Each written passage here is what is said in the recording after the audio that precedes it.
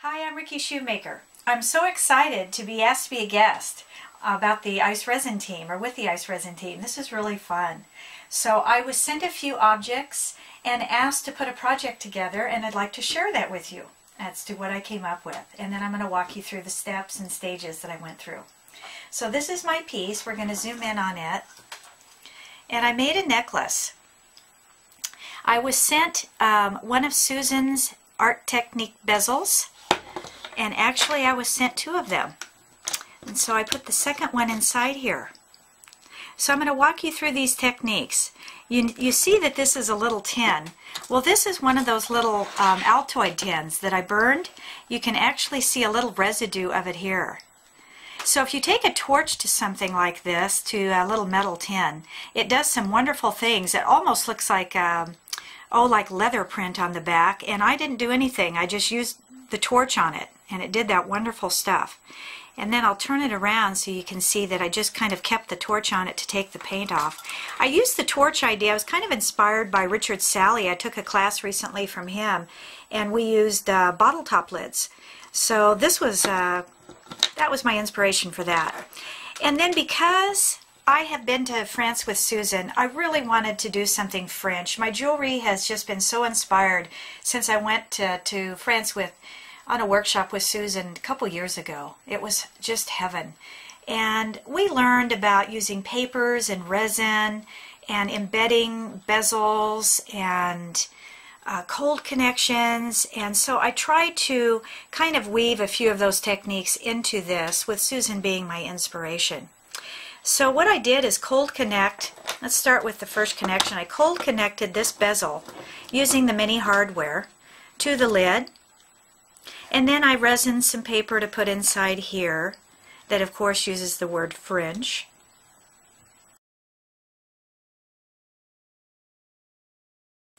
And this, I torched the inside of the tin as well. And then on the inside of the bottom, I was sent some beautiful fabric. So I used some of the teal fabric and I resined it on the bottom only. If you put resin on any of the fabric, it will show through. So I just put it on the bottom, knowing that I was going to attach that other bezel. And I didn't fill the bezel. I just used a piece of resined paper, and then I simply burned the edges. Susan showed us that in one of her workshops. It just gives such a wonderful kind of antique look to it.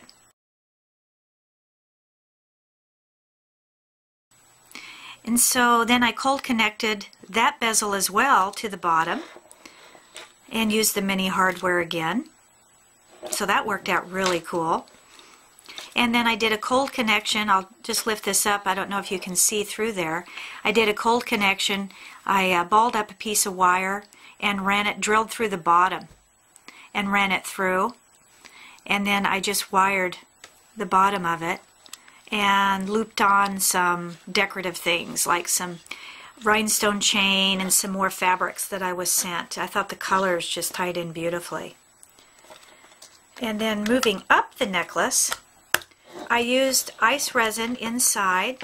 I laid in some pretty blue paper that I had that I thought would look nice with the blue that I was sent.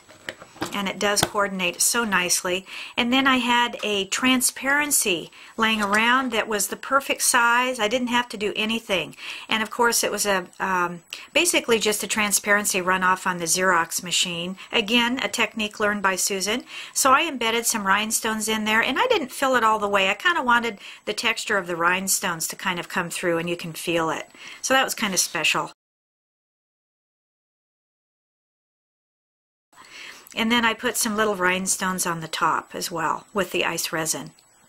I love the ice resin in this little applicator because you can use as much or as little as you need. So this is a really handy little deal. And it worked out beautifully. I didn't mix up a whole lot, maybe just an ounce or so. And then I put the residual of it that I didn't use to good use.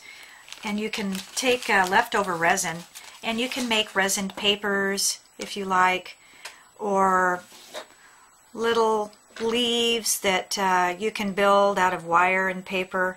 You can just do so many things with the leftover resin that you have. You don't have to let it go to waste. And I'll get back to this other object sitting over here in a minute I wanted to share with you. So to connect the top bail, what I did is open up the tin, and then I drilled a couple holes, and I'll see if the camera can get this, and then I just bent the wire back and made a cold connection. And bent the little tabs back, made a little tab out of it, so that I could run the wire through and make the bail.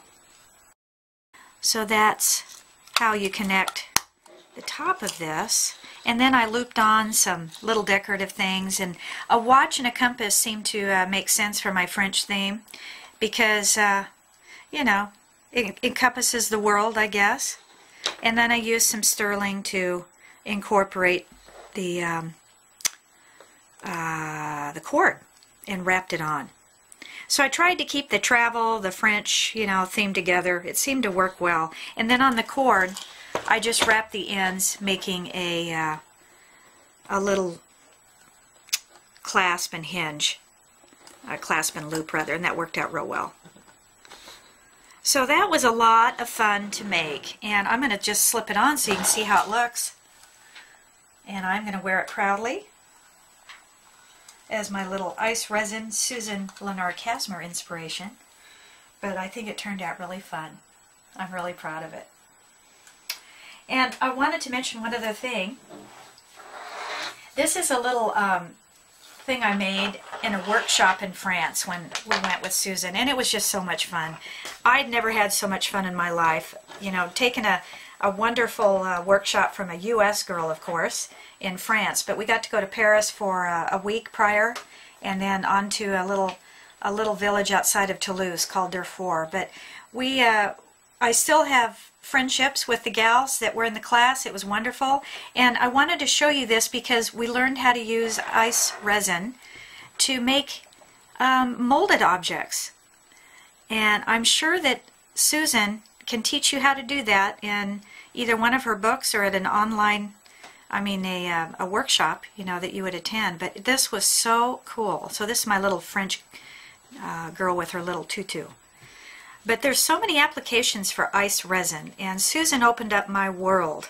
She rocks my world with resin, so I'm just thrilled to know about it and thrilled to have had the experience of taking some classes with her. So thank you again for asking me to be a guest. I appreciate it, a guest artist, and get some ice resin. It's so much fun to work with.